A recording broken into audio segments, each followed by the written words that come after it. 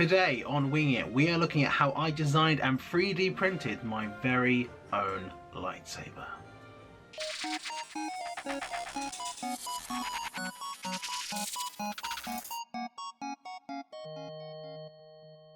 Yes, hello ladies and gentlemen, and welcome back to another video. Today we are looking at how I 3D printed my very own lightsaber, not too dissimilar to the one in the background there that I made in a previous video. If you want to watch that video, there's a link in the description on how I made that lightsaber already. But today we're looking at this one that I designed and 3D printed myself.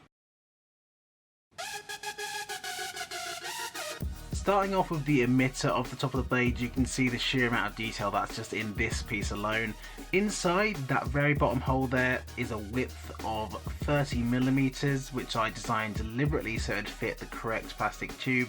There are a series of holes all the way around the top here that go all the way through here. There are also a series of grooves on the inside that adds some extra detail, and also a series of grooves and sort of sharp edges on the outside as well. Moving on to the latter bottom half of it, you can see how there's more grooves in the bottom, and you can also make out where these original holes also come all the way through. Moving on to this section, there's just a plain sort of divider section, and then we have a more handle grip part here where it is once again covered in a series of grooves and then smaller semicircle grooves coming all the way down.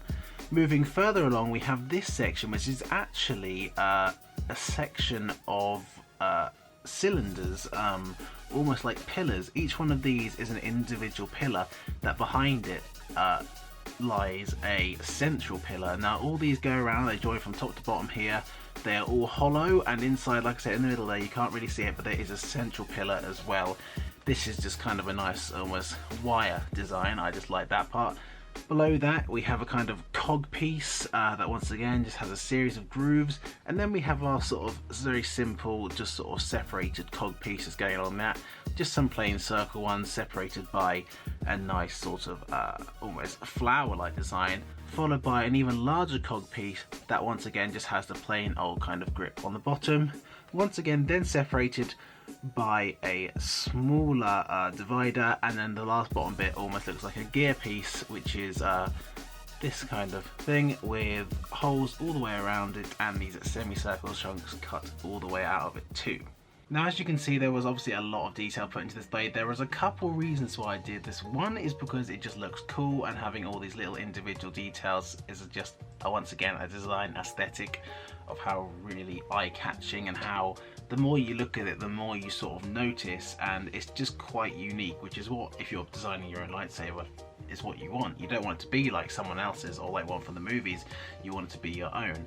The second reason is that 3D printing is actually a very expensive process to do, and the general rule of thumb is the more material that is used during the 3D printing process to build your model, the more expensive it is, which is why that having all these little grooves and holes and all these little bits and pieces is actually saving a lot of material, and therefore the less material that I have, the less money it will cost to print. So I can sort of run it both ways, get a really cool, unique looking, highly detailed lightsaber, and save a lot of money while doing it at the same time. And it might not seem like a lot to take out a few holes and a few grooves, but it did save me near enough half of what it actually cost me to print this if I hadn't have done this. So it would have cost me a lot more. If you are interested in how I printed this and how I designed it, then this is the section for you. I designed this on SketchUp, SketchUp 2017, the free version. I'm not massively into 3D modelling. I've only done a few things in the past. Collectively, the Witcher sword behind me and the Platinum Trophy here is also 3D printed. Both of those were just designed on SketchUp, and then just quickly popped through Mesh Mixer as well, just to tidy it up a little bit. Both of those are free software, by the way, and you can get those. I then sent it off to a website called iMaterialize, which is a little different to what I normally use, which is Shapeways. I normally use Shapeways because that's what I printed those two with, but Shapeways are a lot more expensive, and they're also a lot further away than iMaterialize, and this time I just decided that it was worth going with iMaterialize, because Shapeways wanted nearly £140 to print this, which is a huge amount of money, whereas iMaterialize wanted about 50, which is a lot more reasonable.